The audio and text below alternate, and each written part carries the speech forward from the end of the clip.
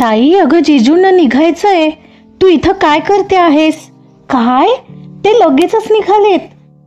हो, आणि तुला तयार राहायला सांगितलंय.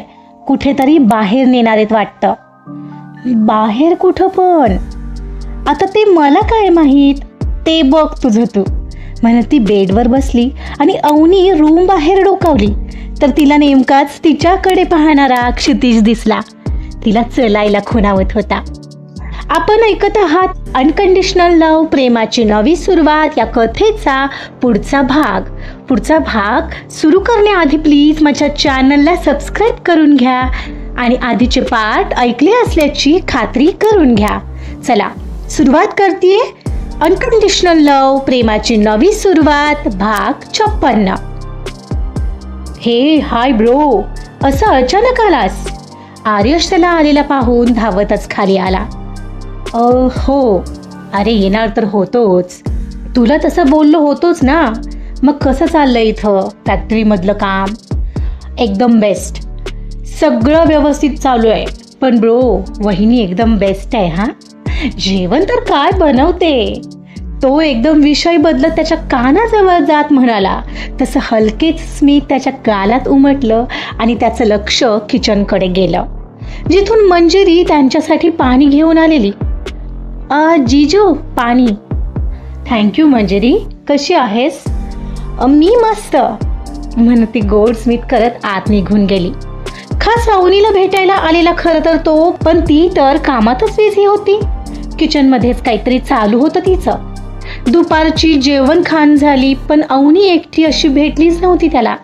जेवण वाढताना समोर आलेली पण सगळेही तर होते आणि ती मात्र तिच्या कामात बिझी. मी हिला भेटायला आलोय आणि ही अशीच दिवसभर कामात राहणार आहे का? कधी एकदा तिला भेटेन असं झालंय आणि तिला कळत नाहीये का कळत नसल्याचा आ म्हणते. क्षितिजचं लक्ष आताही काम करत असलेल्या तिच्याकडेच होतं. ब्रो, तुला तिला भेटायचंय ना? मग जा ना.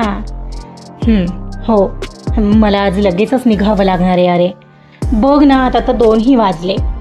तो मनगटावरील घड्याळात पाहत म्हणाला.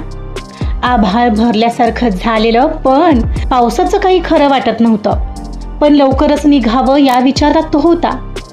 बाकी तू पोलिसांपर्यंत संग्रामवरचा संशय नेलास, ते बरं केलंस. Good job. तू सांगितलं ते काम तर व्हायलाच हवं ना ब्रो. आणि हे सगळं डायरेक्ट नाही, इनडायरेक्टली केलंय मी. सो आता बरोबर त्याचे हात दगडाखाली असतील. That's good. बरं, आता मी निघतो. अरे निघालास? पण वहिनीला न भेटताच? अरे भेटणार आहे. हो, एक गोष्ट सांगायची राहिली. ती श्रावणी, जिच्यासोबत मॉम डॅडनी एंगेजमेंट ठरवलेली, तर ती ही जरा फारच पुढची आहे. ती काहीतरी घोळ नक्कीच करणार, कारण तिला अवनीचा जरा जास्तच प्रॉब्लेम आहे. आणि ती त्या संग्रामचीच बहीण आहे, तेही सख्खी. तर त्यासाठी अवनी आणि मी रजिस्टर मॅरेज करतोय. एक पुढच्या 15-20 दिवसानंतरची डेट मिळाली आहे. मी आता तेव्हाच येईल आणि तू तोपर्यंत तिची काळजी घेणार आहेस.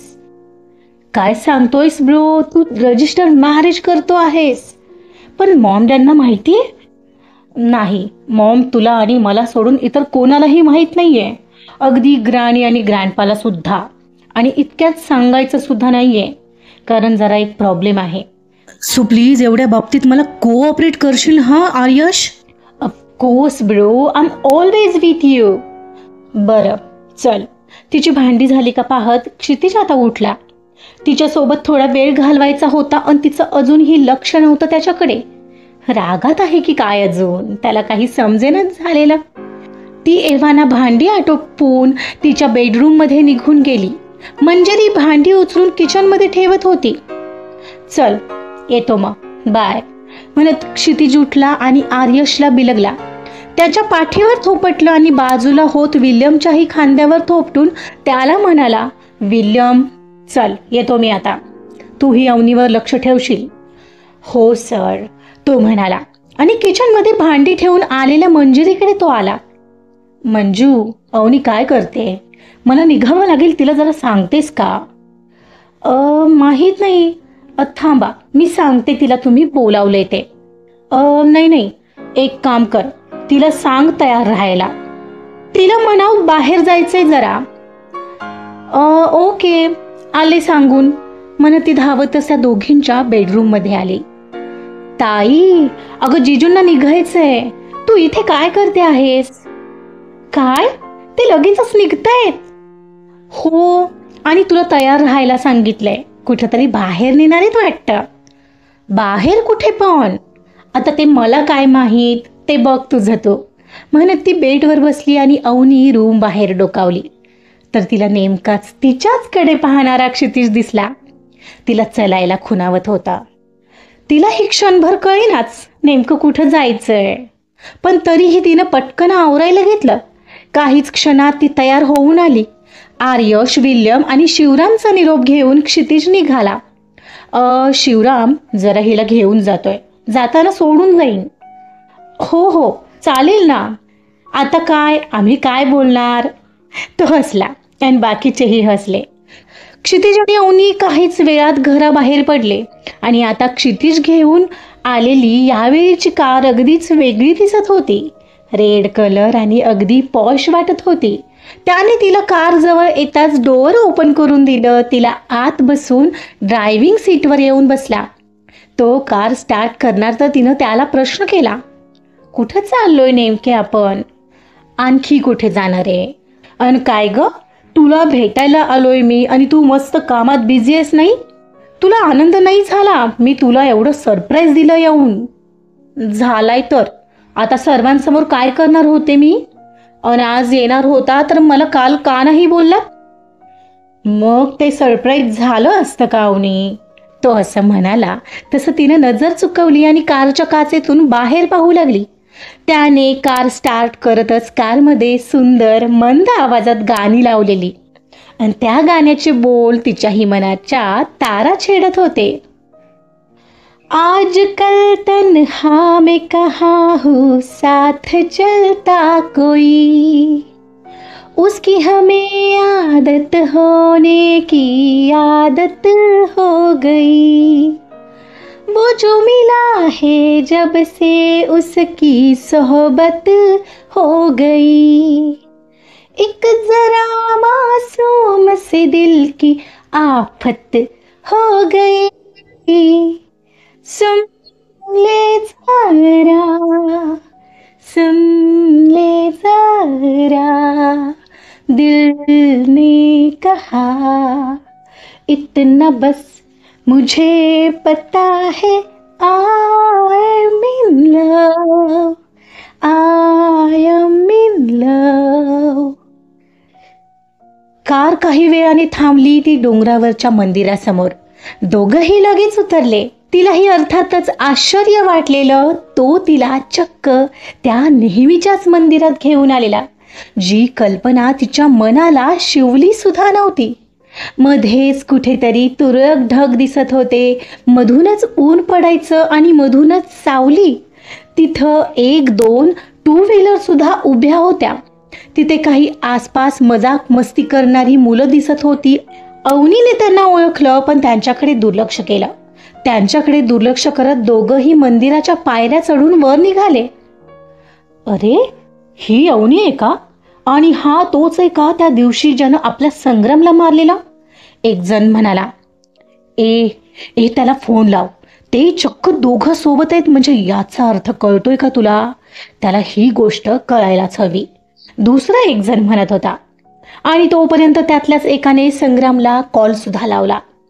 अरे संग्राम, तुझी अवनी आणि तो तुला मारणारा शहरातला मुलगा दोघंही त्या डोंगरावरच्या मंदिरात आलेत. काय? मला वाटलेलंच त्या दोघांचं काहीतरी आहे. त्यांच्यावर लक्ष ठेवा आणि तिथं काय काय होतं तेही मला कळवा. आता ना बरोबर करतो त्या अवनीला. बर ठीक आहे म्हणत फोन ठेवला गेला आणि ती मुलं वर निघाली. ते दोघंही नेहमीच्या झाडाखाली बाकडं होतं तिथं येऊन बसले. अवनीही थोडी अंग आखडून दोघात थोडं अंतर ठेवून बसली. उगाच दूर कुठंतरी पाहत राहिली होती. क्षितिज मात्र तिला डोळे भरून पाहत राहिलेला. एकाएकी अचानक तिच्याकडे सरकला आणि तिच्या भोवती त्याच्या बलदंड हातांचा विळखा घातला गेला. हे अवनी, किती मिस केलं मी तुला माहितीये. कधी एकदा तुला भेटेन असं झालेलं. तिचं हृदय मात्र त्याच्या या कृतीने जोराने धडधडलेलं. आहो हो, पण काय करताय हे असं? ती खाली मगाशी मुलं होती माहितीये ना, ते त्या संग्रामचे चमचे आहेत. पुन्हा उगाच प्रॉब्लेम नको. ती त्याचा हात बाजूला करत म्हणत होती, पण तो तिचं न ऐकताच तिच्या गालाला गाल लावून आणखी जवळ खेचत म्हणाला, अगं जाऊ दे त्यांना, ते काही नाही करू शकत मला. कळू दे त्यालाही काय कळायचं ते. तसंही तुझ्यासोबत आज असंच निवांत बसायचंय मला. पुढच्या वेळी इथे येईपर्यंत निदान ही तुझी सोबत पुरवायची आहे मला. हे अवनी, आय लव्ह यू यार. तिच्या हातावर त्याचा हात आपोआपच फिरत होता आणि गालावर गाल तिच्या मात्र अंगभर शिरशिरी चुमटून गेली. बघ ना, किती मस्त वातावरण झालंय. जिकडं तिकडं हिरवं गार गवत दिसतंय आणि माझ्यासोबत तू. असं वाटतंय ही वेळ अशीच राहावी कायम. आणि हो, आता निदान हे 2 तास तरी घरी जायचं नाव काढणार नाहीयेस हा? अहो पण काही पण बिन नाही. मी सोडेन तुला घरी आणि मग जाईन पुढच्या प्रवासाला. डोंट वरी. ए अवनी, मला नाही वाटत आता मी तुझ्यापासून दूर राहू शकेन. असं वाटतंय रजिस्टर मॅरेज झालं की लगेच तुला घरी घेऊन जावं. अहो काय बोलताय? ती त्याच्या या बोलण्यावर श्वास रोखून त्याच्याकडे पाहू लागली. हो मग काय, खूप अवघड आहे यार हे असं तुझ्यापासून दूर राहणं अवनी. तो तिच्या खोल डोळ्यात पाहत उत्कटपणे उत्तरला. आणि दोघंही क्षणभर एकमेकांच्या डोळ्यात हरवले होते. एक क्षणाला तो तिची मान थोडी स्वतःकडे वळवत तिच्या ओठांच्या दिशेने झेपावलेला, पण तिचा जडावलेला श्वास मोकळा करत तिनं मात्र तिची मान विरुद्ध दिशेला वळवली. आपण बाहेर आहोत क्षितिज. थरथर ते शब्द तिच्या तोंडून कसे बसे बाहेर पडले. तिकडे मात्र दुरूनच संग्रामचे चमचे त्या दोघांचे फोटो काढत होते आणि ते आता बहुतेक संग्रामपर्यंत पोहोचवणार होते. आणि काम होताच निघून गेले कारण पावसाचं वातावरण झालेलं. दोघं कितीतरी वेळ तिथंच बसून होते.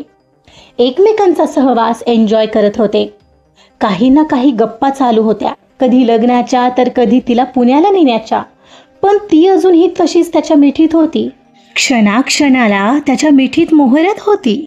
आणि कधीतरी बोलता बोलताच त्याचे ओठ तिच्या गालावरही टेकायचे.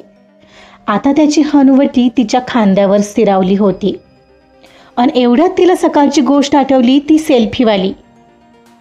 1 मिनिट, पण ती कोण होती? ती अगदी बाजूला होऊन त्याच्याकडे वळून म्हणाली, ती कोण? तीच सेल्फीवाली. हाताची घडी ॲटिट्यूडमध्ये घालत ती म्हणाली. आणि तो त्याच्या डोक्यावर जोर देऊन आठवू लागला. सेल्फीवाली? ओ ती माझी कॉलेजमधली क्लासमेट होती. अगं नाश्ता करायला एका ठिकाणी थांबलो होतो तेव्हा ती तिथं भेटली. काय ग अवनी तू? हो का? म्हणून इतकी चिकटली होती का?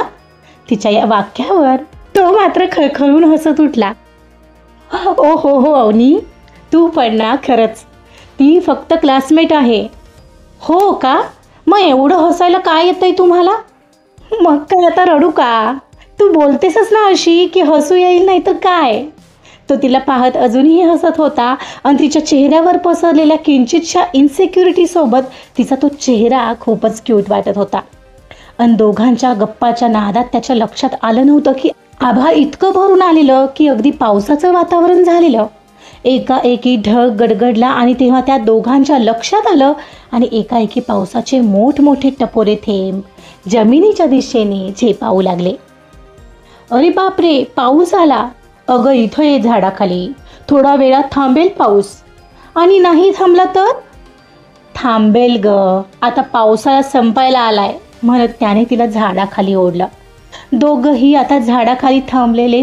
तिला झाडाच्या बाजूला उभी करून तिला कव्हर करत तो बाजूला थांबलेला आणि आता ती अगदी त्याच्या समोर होती. तो तिला एकटक निहाळत होता, डोळ्यात भरून घेत होता. गालात ही वेगळीच स्माईल आलेली त्याच्या, कारण आपण असं दोघंच आहोत ही भावना त्याला सुखावत होती. आणि त्या परिस्थितीत तिला मात्र त्याचं ते एकटक पाहणं झेलणं अवघड झालेलं. कुठंतरी गडप व्हावं असं जणू वाटत होतं तिला.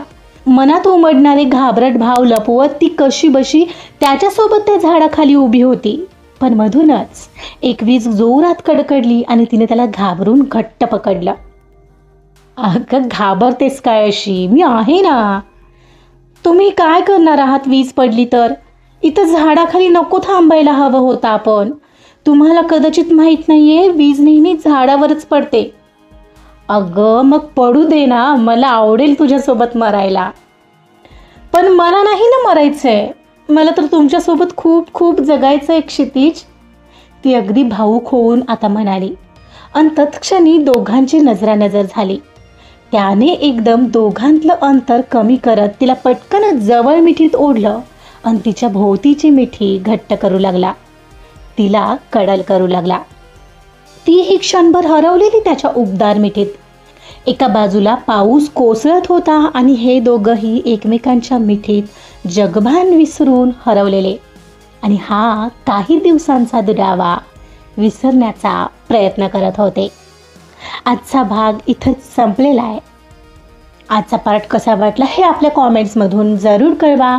कथा आवडत असेल तर प्लीज लाईक करा, सबस्क्राईब करा आणि शेअरसुद्धा करा. Thank you so much.